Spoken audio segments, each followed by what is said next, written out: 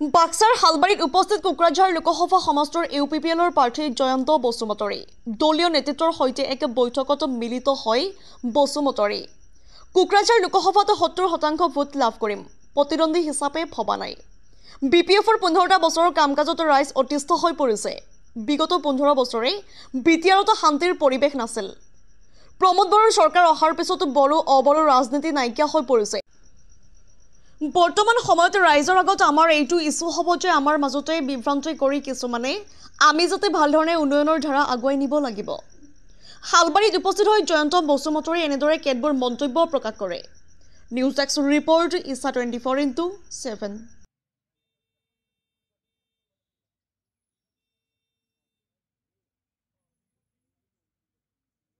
পৰিঘটনাবোৰ হৈছিলে বড়োবোৰৰ ৰাজনীতিও তেতিয়া গা কৰি উঠিছিলে কিন্তু প্ৰমোদ বড়ো ডাঙৰীয়া আমাৰ ইউপিপিএল চৰকাৰ অহাৰ পিছত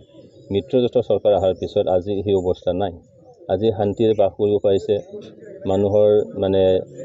ধন সম্পত্তি নিৰাপত্তা হৈছে জীৱনৰ নিৰাপত্তা আজি আহিছে তেনে ক্ষেত্ৰত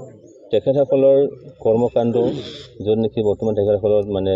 প্ৰাৰ্থী হিচাপে আছে তেখেতো টিম হিচাপে সেইটো কাম কৰিছে সেইকাৰণে দলগতভাৱেই হওক বা ব্যক্তিগতভাৱেই হওক তেখেতসকলৰ ইমেজ হয়তো তেনেকেই ভাল বুলি মই নাভাবোঁ বিপিএফৰ যিগৰাকী প্ৰাৰ্থী তেখেতৰ কেৰেক্টাৰৰ কথা আমি কোৱাই নাই সেইটোতো ৰাইজে হয়তো মানে কিবা যদি আছে বিগত সময়ছোৱা সেইখিনি জানে আজি তাৰিখলৈতো সেইটো পাহৰি যোৱা নাই সেইকাৰণে তেনেকুৱা কেৰেক্টাৰৰ কথা আমি ক'বলৈ নাযাওঁ আৰু সেইখিনি ইমান তললৈকে আমি নাযাওঁ তো আমি ষ্টেণ্ডাৰ্ড এটা ৰাজনীতি কৰিব খোজোঁ সেইকাৰণে তেখেতসকলৰ কৰ্মকাণ্ডৰ কাৰণে তেখেতসকলৰ যদি কিবা ক্ষতি হয় তেখেতসকলৰ কাৰণে হ'ব সেইটো তাত ইউপিপিএলে কাৰোবাক মানে ক্ষতি কৰিব লাগে বা তেনেকৈ নাই আৰু তেখেতসকলৰ উত্থানৰ কথাটো ক'ত পৰা আহিলে য'ত আমি 70%তে বেছি ভোট শ্বেয়াৰ আমি পাবলৈ গৈ আছোঁ নৱহৰণে প্ৰথমতে মানে নমিনেশ্যন দিব পাৰে নে নোৱাৰে সেইটো ঠিক কৰি লওক তাৰপিছত আমি চোৱা যাব আপোনাৰ ইছ্যু কি হয় এই মুহূৰ্তত আমাৰ ইছ্যু সেইটোৱে হ'ব যে আমাৰ কেন্দ্ৰত আমাৰ নৰেন্দ্ৰ মোদী ডাঙৰীয়া তেখেততো আমি প্ৰাইম মিনিষ্টাৰ তৃতীয়বাৰৰ কাৰণে আমাক লাগিবই কিন্তু আজি বিটিআৰ অঞ্চলৰ যিখিনি শান্তি সেই শান্তিটো চিৰযুগমীয়া কৰিব লাগিব কাৰণ মাজে সময়ে ৰাজনৈতিক দল বা ব্যক্তি বিশেষে আমাৰ যিখিনি শান্তি পৰিৱেশ সেইটো মানে বিনষ্ট কৰাৰ কাৰণে সময়ে সময়ে উঠি পৰি লাগে আৰু ইয়াত আমাৰ ভাতৃত্ববোধটো যোৱা কিছু বছৰ ধৰি নোহোৱা হৈছিলে আজি বিটিআৰ মানে প্ৰমোদ বড়ো ডাঙৰীয়াৰ চৰকাৰ গঠন কৰাৰ পিছত এই পৰিৱেশটো ব্ৰাদাৰহুড যিটো সেইটো আহি পৰে তো সেইটো আমি দীৰ্ঘস্থায়ী কৰিব লাগিব আৰু উন্নয়নৰ যিখিনি ধাৰা সেই ধাৰাটো আগলৈ লৈ যাব লাগিব তাৰ কাৰণে মোৰ যিখিনি ষ্ট্ৰেটেজি সেইখিনি হ'ব আহিব নেকি আজিলৈকে প্ৰধানমন্ত্ৰীৰ কথাটো মই ক'ব নোৱাৰোঁ কিন্তু আমাৰ অসমৰ মুখ্যমন্ত্ৰী ডক্টৰ হিমন্ত বিশ্ব শৰ্মা আহিব তেখেতে সেইটো খাটাং প্ৰাৰ্থী ঘোষণাৰ পিছত মই জিলাই এটা প্ৰগ্ৰাম কৰিছোঁ এই প্ৰগ্ৰামটো হ'ল কি আমাৰ দলীয় যিটো নেতাকৰ্মীসকল আছে তেখেতসকলৰ লগত চাহ চিনাকি এটা হোৱা আৰু আজি কালিৰ পৰা মই সেইটো কৰিছোঁ কালি বাক্সা জিলাটো কৰা হ'ল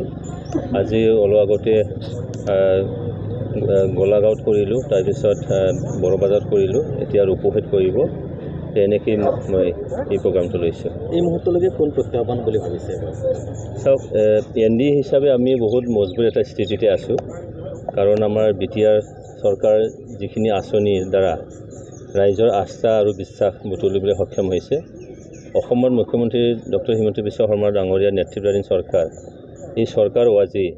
ৰাইজৰ ওচৰলৈ মানে চাপিব পাৰিছে ৰাইজ চৰকাৰৰ ওপৰত আস্থা আৰু বিশ্বাস ৰাখিছে তেনে ক্ষেত্ৰত প্ৰত্যাহ্বান বুলি আমি ভবা নাই কাৰণ আমি more than 70% ভোট শ্বেয়াৰ আমি পাবলৈ গৈ আছোঁ তো more than 70% ভোট শ্বেয়াৰ পোৱাৰ পিছত কাৰোবাক প্ৰত্যাহ্বান হ'ব পাৰে বুলি মই নাভাবোঁ যিহেতু আপোনালোকৰ মিত্ৰজোঁটত আছে চাওক সেইটো আমাৰ এনডি হিচাপে আমি অলৰেডি আমাৰ বুজা পৰাটো একেবাৰে মানে হৈ গৈছে যে যিহেতু দৰং ওদালগুৰি সমষ্টিত আমি বিজেপিৰ কেণ্ডিডেটক আমাৰ ইউপিপিএলৰ ফালৰ পৰা আমি সহযোগ কৰিম আৰু ইফালে বৰপেটা সমষ্টিত আমাৰ এজিপিৰ ফালৰ পৰা দিয়া হৈছে তাত আমি সহযোগ কৰিম আৰু এনেকৈ কোকৰাঝাৰ সমষ্টিটো এজিপি আৰু বিজেপিৰ ফালৰ পৰা সেইটো আমাক ভোটদান কৰিব বা সহযোগ কৰিব তো এনডি হিচাপে আমি আমাৰ যিখিনি থাকিব লাগে মিত্ৰজোঁট হিচাপে সেইখিনি আমাৰ মজবুত আছে তাত কোনো এটা লেখিং তেনেকৈ নাই যে আমি একেবাৰে মজবুত হৈ আছোঁ আৰু এনেকৈ আমি আগলৈ মহিলাৰ দখতি কৰিব নেকি আপোনালোকৰ চাওক যোৱা 15টা বছৰৰ যিখিনি তেখেতসকলৰ দলীয় বা চৰকাৰৰ যিখিনি কাম কাজ সেই কাম কাজত ৰাইজ অতিষ্ঠ হৈছে আৰু যোৱা সেই 15টা বছৰে এই অঞ্চলৰ শান্তিৰ পৰিৱেশ নাছিলে ইয়াত বহু ধৰণৰ ঘটনা পৰিঘটনা